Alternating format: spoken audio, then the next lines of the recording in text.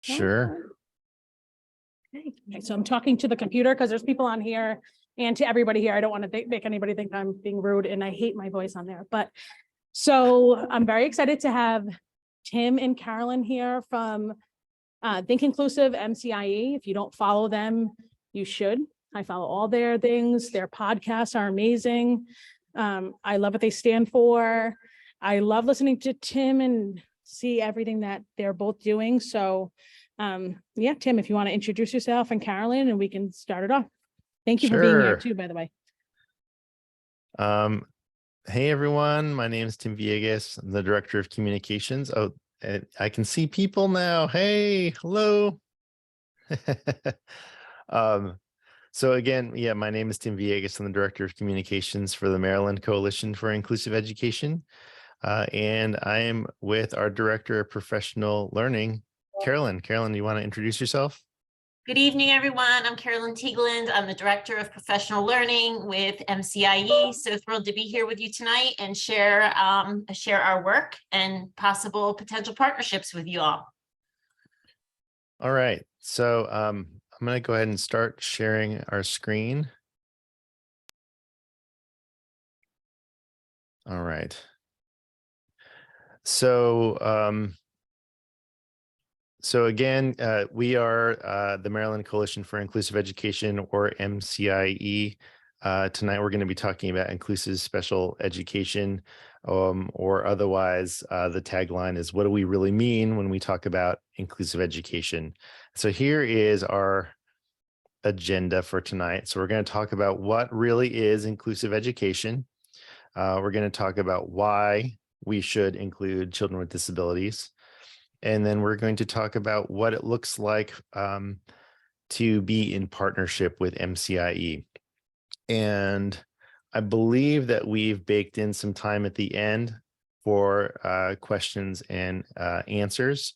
And I know we do have some people online. So if you are if you're online, or I don't know how people are submitting Q&A in person, but we can try and save those till the very end. I think that would probably be the best. All right, so Carolyn, why don't you start us off? Okay, so inclusion always begins with presence. The primary barrier to belonging is the absence of people with disabilities. And it's hard to feel like you're part of community if you are not in the community. So what we have experienced is that you are essentially included in every place that you go in your neighborhood. There's no segregation in your worship centers, at the marketplace and recreation areas, or in your family. The one place, though, that children with disabilities are often segregated is in school. And so we believe that inclusion has to start with attending your neighborhood school, and that's just not enough. Attending doesn't mean that you're included. So we believe that true inclusion is being in your neighborhood school with your age-appropriate peers in the general education setting. So our mission is to support school districts so that they have the capacity to understand how to include children, even those with very complex learning needs, in the general education setting, so that they can learn alongside their age-appropriate peers, which is the natural environment for children to learn. Children are supposed to be in the general education setting with their peers. That's what's natural, and it's hard to replicate that kind of experience in a segregated setting. We would say it's impossible to replicate. So first, we begin with place. In order to be included at all, you have to actually be in your neighborhood school. And then once you're in your neighborhood school, you should be in your classroom with your general education peers and participating in all the activities that a student should enjoy: assemblies, field trips, peer relationships, all of those sorts of things. So membership is the beginning of being included, and we all have membership in different organizations. This group that we're meeting with tonight, you are all members of this group, and we all know what it feels like to be a member of a group. There is a sense of feeling identified, feeling valued for your unique talents and gifts, and that leads to a sense of belonging. And there's a lot of emerging research on belonging, the feeling of security when you feel like you're a member of a group, where there's a sense that you're accepted, included, and identified with that group. And that sense of belonging leads to greater outcomes for children, greater outcomes in terms of their school experience, their graduation rates, and also their social emotional experience. Less depression, less feelings of being isolated, more feelings of the sense that this is a place that I want to be. So here are some photos of what we believe membership looks like. Membership brings us joy, it brings us friendships, it brings us partnerships, it gives us a sense of being in a community of learners or in a community of other individuals. And it decreases anxiety, depression, hopelessness, loneliness, social anxiety, and suicidal thoughts. So when you feel like you belong, you have a place to go to bolster yourself, to feel like you're important, to feel like you're valued, and that lessens feelings that are negative feelings about yourself. So I want to tell you a little story about Blake. This is Blake, and this is a video, so I'm crossing our fingers that this is going to work. But Blake, Blake is a young man who has autism. He originally was included in the lunchroom, and there was a lot of sensory issues in the lunchroom and other things that caused some challenging behavior.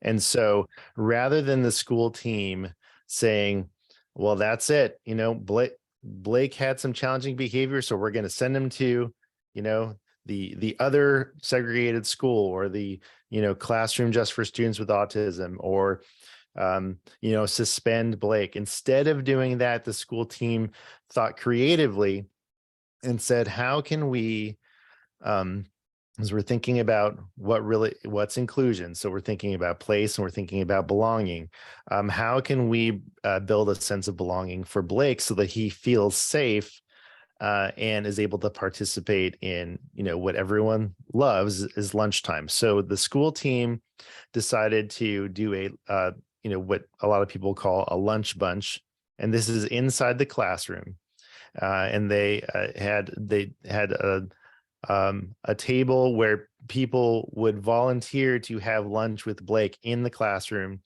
And so this wasn't we're just going to, shove Blake in the corner, but this was a planned experience for Blake to have that sense of belonging. So I'm going to play this video. It's probably about a minute, and you can kind of see what that looks like. Oh, hold on. Maybe I do it here. There we go.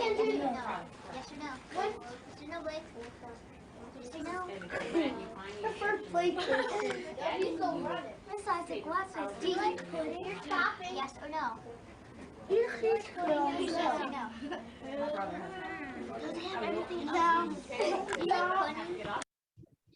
So as you can see, everyone's really invested in how is Blake doing? And Blake is doing just fine. He's eating his lunch. And this is just a snapshot of what that, belonging could possibly look like. Really that beginning stage of belonging and membership, because obviously he's not fully invested himself yet, but there's more to come. Right. Great point. Great point. So we have, like Carolyn said, we talked about place, we talked about membership, and we also want to talk about participation when we're talking about what is really inclusion.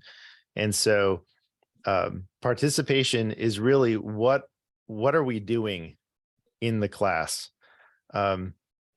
Is the learner doing something completely different than everyone else? Is the expectations for the learner for them to participate in the life of the classroom? As you can see, the bottom picture is of a young woman named Lily, and Lily is helping pass out books or composition notebooks. In fact, I met Lily when I visited Cecil County Public Schools in September. She is close to adult age now, but the school team and the school made it a priority for how can we make Lily feel like she belongs and participate in the life of the classroom. And we wanted to highlight this quote from Ann Biddinghoff: if participation and engagement drops, so does learning. And so we highly recommend her book called Specially Designed Instruction. And she is a great resource. So we've talked about almost 4 things now: place, membership, participation, and now learning. So, and I'll let you go ahead and read that, but I'm a former classroom teacher, former special education teacher. And as I was looking and kind of evolving in my understanding of inclusion, I taught in segregated, self-contained, disability-specific programs in classrooms. And so I thought I was being inclusive because, well, I am giving access to grade level curriculum. I mean, I am taking the standards and I'm modifying them, and I am, giving them access. That's inclusion, right? But I was only seeing one part of it. What I love about how we're kind of describing inclusion is that it's really everything that's encompassing, place, membership, participation, and learning. And when we're talking about learning, what are the learners actually learning? Are the expectations completely different for learners with intellectual disabilities or autism or any other disability? The expectations should be that the learner is making progress toward grade level standards, and that we are teaching self-advocacy, and that eventually they're going to graduate and contribute to society. Okay, so one more video, and this is Blake again. And Blake is actually leading the class in a phonics activity. So I'll go ahead and leave it like that, and we can talk about the video afterwards. Okay, Blake, you're going to be our drill sergeant today for our daily review of letters and sounds. Go ahead. Tell. A, apple, A, B, B, C, C, D, D, E, N, A, F, G, G, H, I, H, J, J, K, K, L, M, N, O, octopus, P, Q, R, S, SSELAC, T, U, V, W, X, Y, Z,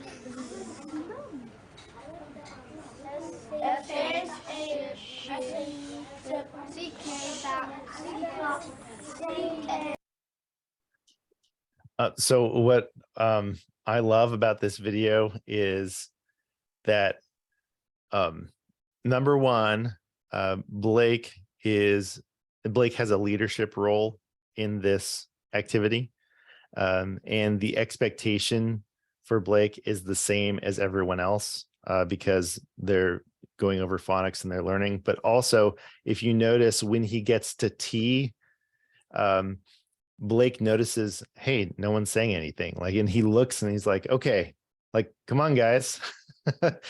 And so it just shows if you're able to get, when you give a leadership role and it will have high expectations for learners, that really great things can happen. Carolyn, did you have any insights from the video? Yes, so I know Blake, and Blake was a student in my district. And what I love about this is it really shows, if you watch the first video where he's in his lunch bunch and he's really not interacting with his peers, he's there, he's a member, his peers are trying to get him to participate, but he's not really sure about this whole thing because Blake transitioned from a segregated setting. So he was going from a segregated setting and a center program to an inclusive setting. So you really see the progression of him from being a member to being a participant and learner, which is what we're trying to highlight here, is that you have to start with membership, you have to belong, you have to be there, but then that leads to participation, which leads to learning. And also presuming competence, presuming that Blake can be a leader in his classroom, that he can learn his phonics skills like everyone else, that he has the capacity to really excel in his first grade class. So I just love the juxtaposition between these two videos, because it really shows what inclusion can make happen for a child if you presume competence and you give them an opportunity to achieve at the same level as their peers.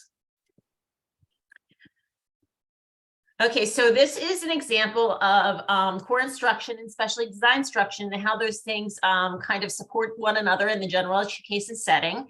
So in this photo, we have a young man who's receiving his speech services pushed in. He's using a communication device. He is in his general education setting.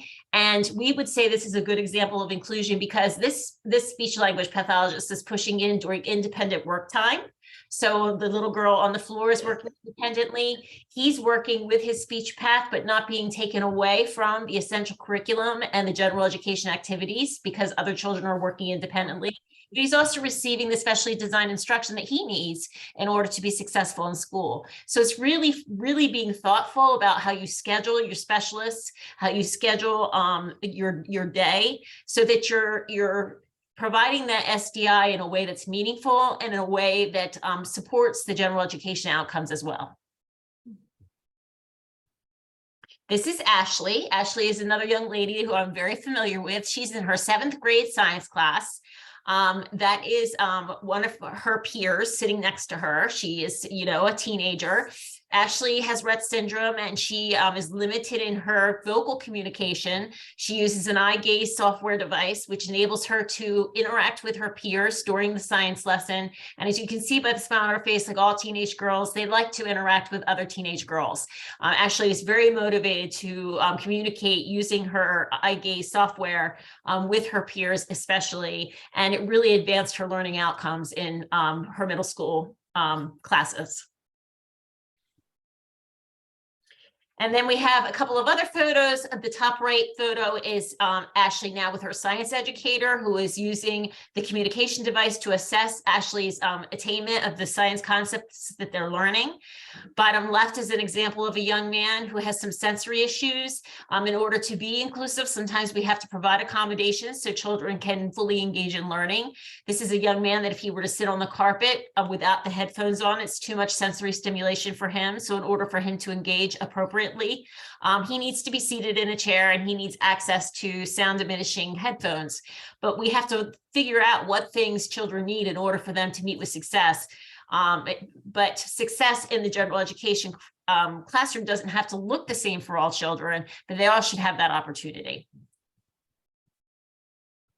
All right, so there isn't a quiz. There isn't a quiz, but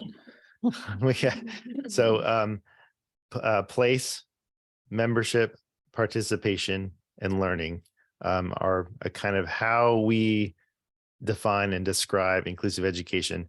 And before I forget, we want to give credit to the Beyond Access model, which is from Cheryl Jorgensen and Michael McSheehan. They are the original ones that talk about membership, participation, and learning. And we emphasize place because we think that that is so important. So again, if you're interested in that, look at the Beyond Access model. So I just want to make sure we give them credit. So after that, so the 4, so we talked about what is, how would we define it? We talk about why. So why do we include? Well, the spirit of IDEA, or the Individuals with Disabilities Education Act, really is inclusion. If you read the whole of the law and also the regulations that are behind or that came after the writing of the law. So when we think about learners, learners really should be in the same school and class as if they didn't have any sort of disability. And that language is in the law. The other thing that's in the law that many people don't necessarily know is that if a learner needs modifications to their curriculum or lessons, that is not a good justification for a removal.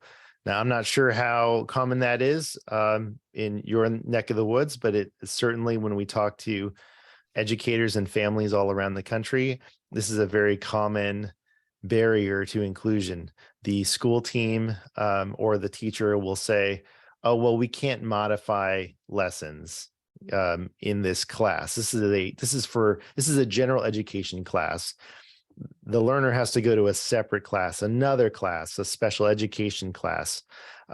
But as you know, what Carolyn and I like to talk about, if a student needs modifications to their lessons, that is their special education.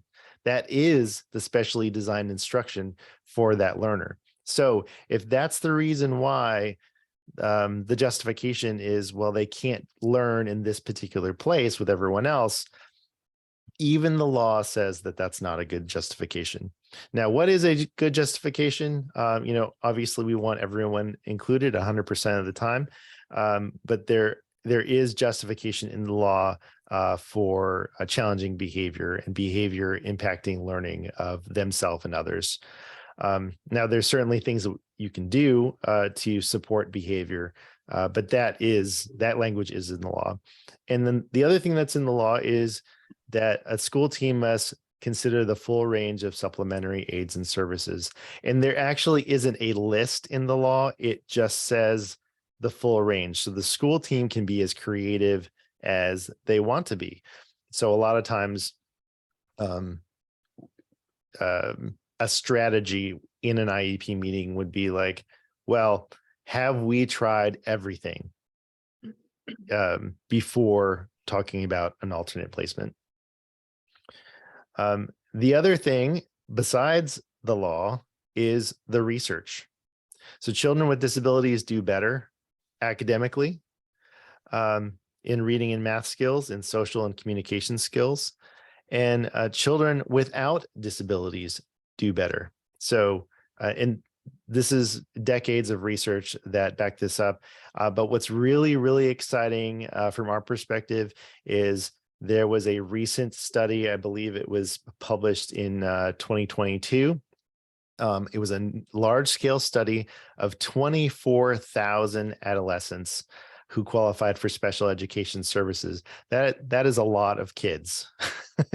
And in that research study, they discovered that spending a majority of their day, that's that 80% or more in general education classes, it improved reading scores by 24% and math scores by 18% compared with their more isolated and segregated peers.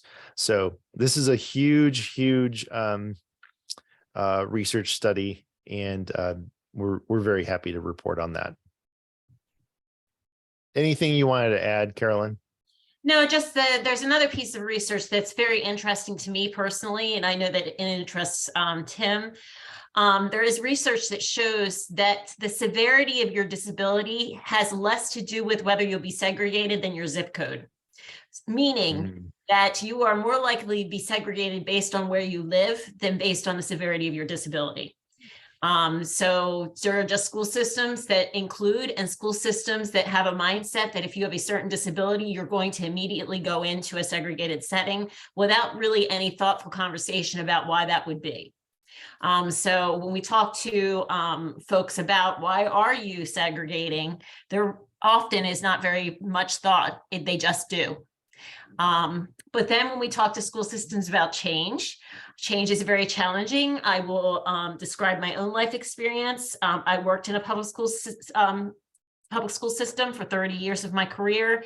And in the early 2000s, we were highly segregated. We only had about 50% of our kids that were in the general education setting for more than 80% of their day.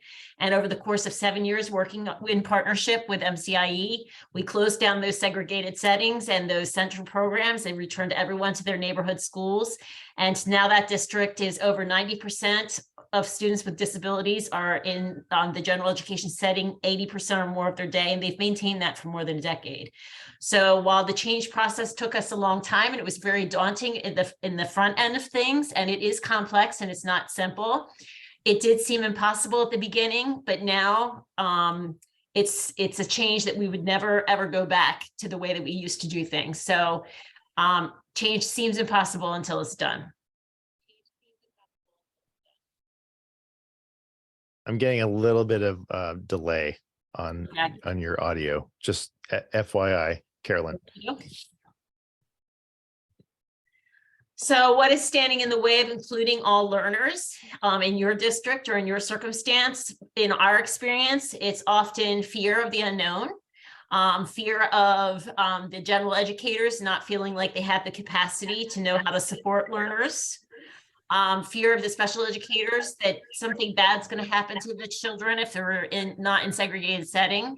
It's lack of skills, and often it's core values and beliefs. It's really changing mindsets.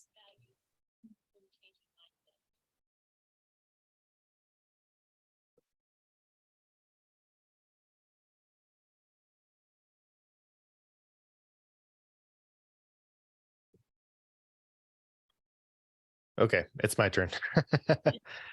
Okay, so let's talk about vision. And this is, are you getting that delay too?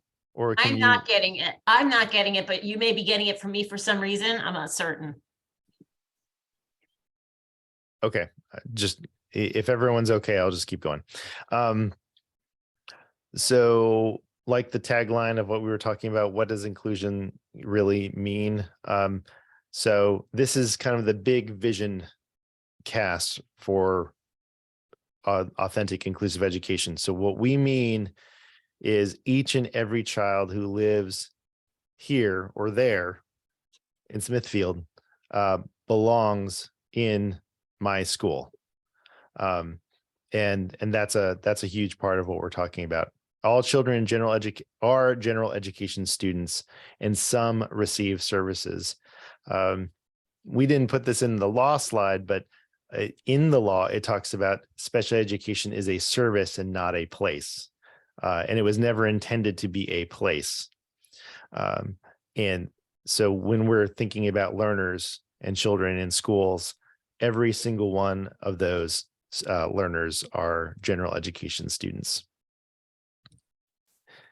The big part of the vision is that there's no inclusion classes. So think about, I don't know what it's like where you are, but many school districts who are trying to authentically include students, sometimes they have inclusion classes, but what the big vision that we have and that we're trying to message is that if you have an inclusion class, what are all the other classes? Exclusion classes?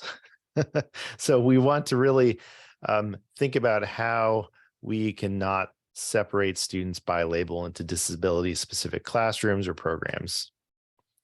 That services are delivered through collaboration between general education and special education teachers. A lot of times, there's a lot of silos in education, but a big silo is between general education and special education, when really they should be working together and having time to collaborate and serving all learners. And then planning for students who need more. So you're going to have all learners. Every learner is a general education student, and some learners are going to need more. And so how do we support them? We think about how can we have them be members in the community, in that class, in the school. How can we plan for participation, and how can we plan for learning? And then we have interventions that are provided for all learners who need them. And we're not really talking about moving learners into special education just so that they can have interventions. It's part of a larger process, like a multi-tier systems of support. What do we give all students to support their learning? And then if learners need a little bit more, what can we give them? And if there are very specific things that we need to give learners to support their learning, then we can individually plan for those learners. Anything I missed, Carolyn? No, I think you hit it. Okay. Okay, so we just want to describe for you some of the things that we do with districts so that if we were to partner with your school system, We would do an initial on-site visit where we conduct classroom observations.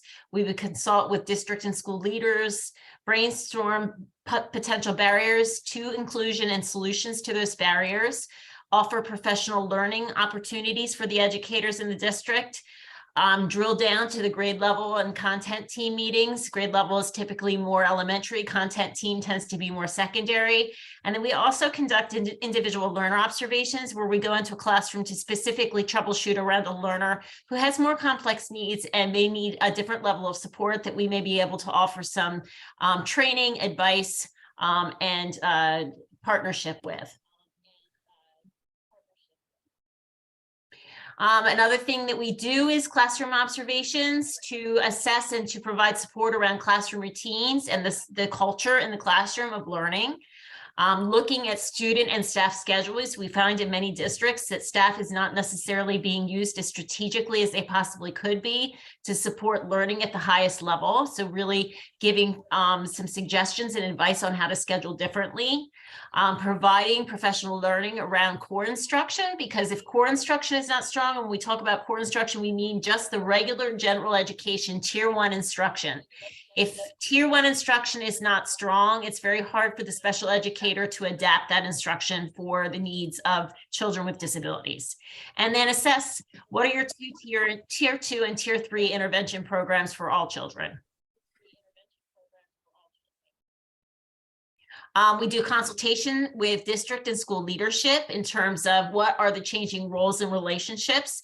If I'm no longer a self-contained special educator, how does it look if I'm in the general education setting? What's my role as a general educator? What's the role of the paraprofessional or other support personnel? Scheduling for natural proportions, because it's not inclusion if the majority of the class are at-risk learners or have disabilities. It really needs to be the proportions that would naturally occur in the school. That's what the classroom should look like.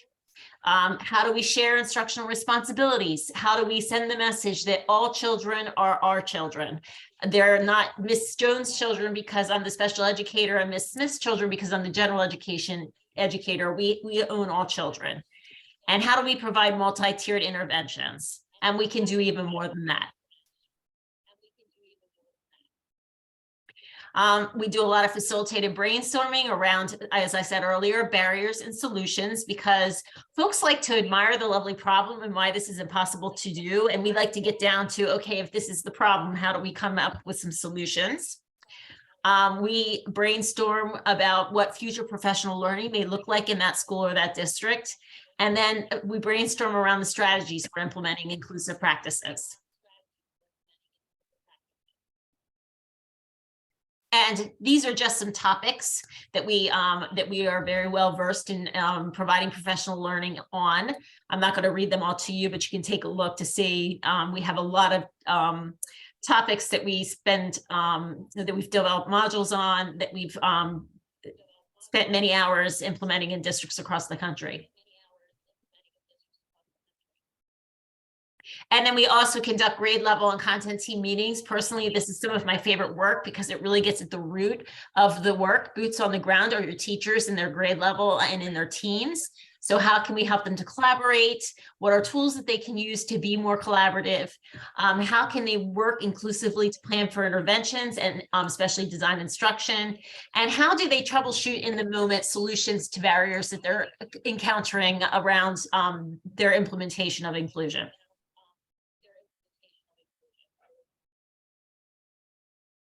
And then finally, we do some work with individual learner observations and follow-up planning.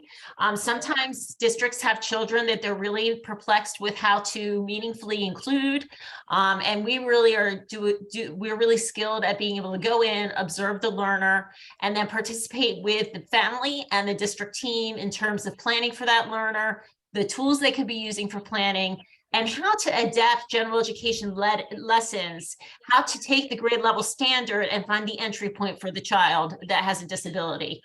And then for children who have potential behavioral needs, how do we implement positive behavior supports?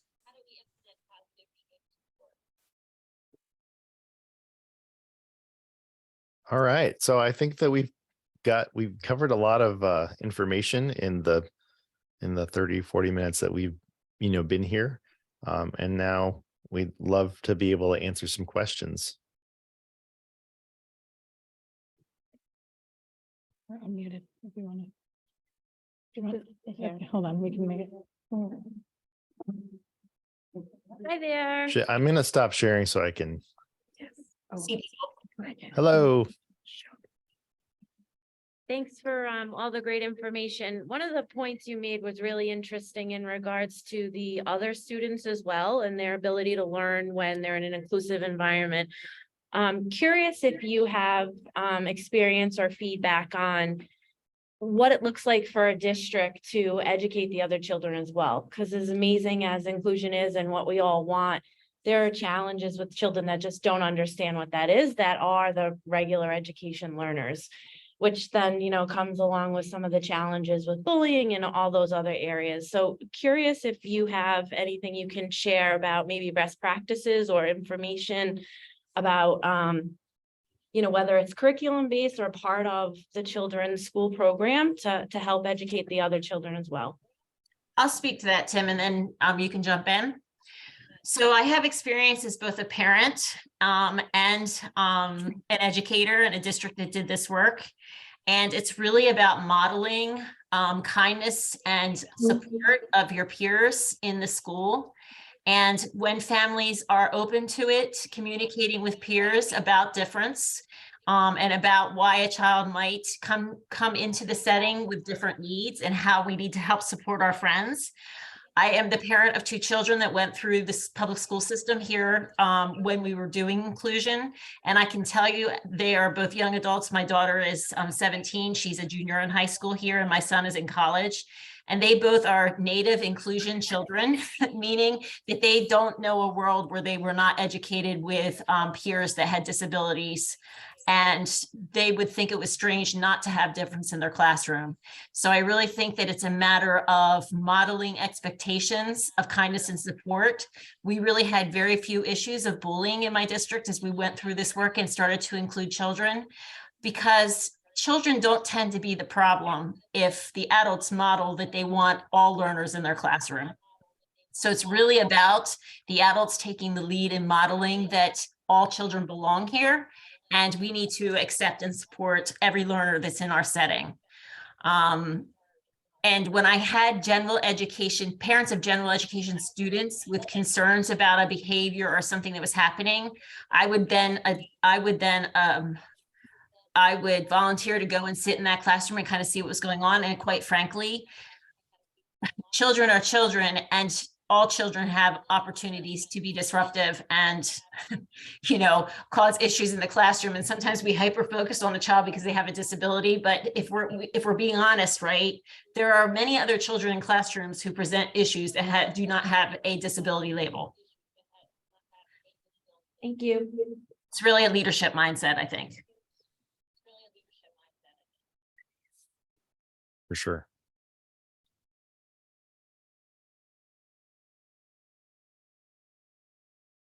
Any other questions? I mean, I guess I could speak to that. You know, I worked in the districts I worked in were, I would not say inclusive. So it was really up to the particular educator to instill acceptance of all people in a particular classroom. So I think some teachers are really good at that, and some aren't so great at it. So it really comes down to the teacher, but also, you know, even as a parent and instilling that in your family, I think that that's something that is, you know, in our control. So.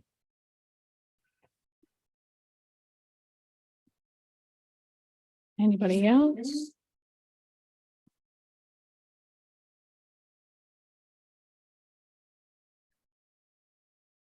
Okay. All right, I think no other questions. Yep. I think there's no other questions. So I want to thank you, Carolyn and Tim, for coming and speaking. And I recommend, I don't know if everybody was here online, to follow Think Inclusive, MCIE, follow all their podcasts, Instagram. Oh, and there's links, I think, Tim, that you put in. Yeah, so I dropped the chat too, so I'll make sure to take those. Yeah, and so share them out as MCIE well. And please, Yeah, any other sure. information, feel free to email me. We can MCIE.org blast it out. is Yeah, where you can find us. And then I also put the email newsletter link in the chat. So if you want to share that with the people there, that would be amazing. Great. Yes, we will. Thank you again.